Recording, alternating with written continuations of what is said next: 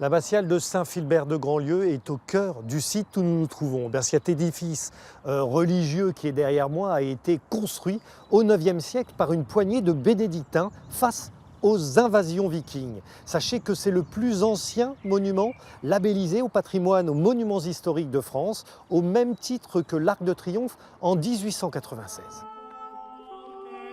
L'abbatiale du moine Saint-Philibert est le symbole de ce que l'on appelle la Renaissance européenne, initiée au IXe siècle par un roi, Charlemagne. L'édifice est devenu au fil du temps l'un des rares vestiges encore en état de cette époque. Ici reposent les reliques du saint, mort sur l'île de Noirmoutier, non loin de là. Le pouvoir s'appuie sur le réseau des monastères.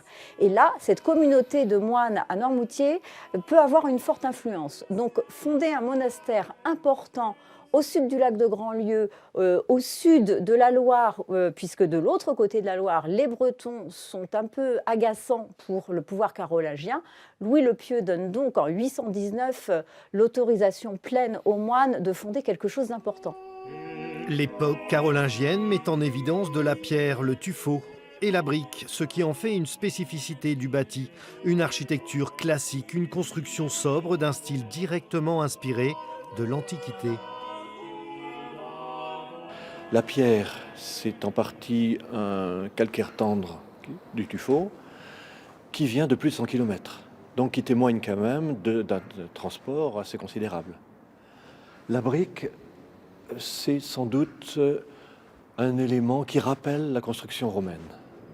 On est là dans un édifice où on veut construire à la romaine.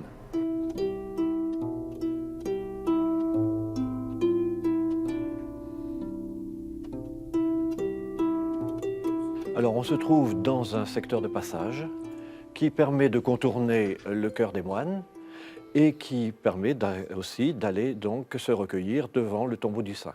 C'est un couloir de déambulation que l'on connaîtra plus tard avec les grands déambulatoires de la fin du Xe.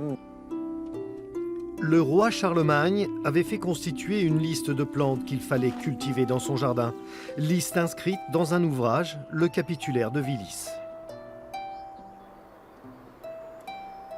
Ce sont principalement des plantes qui soignent, des plantes médicinales comme la sauge qui est considérée comme la panacée. La panacée, c'est vraiment la plante qui va tout guérir, tout soigner.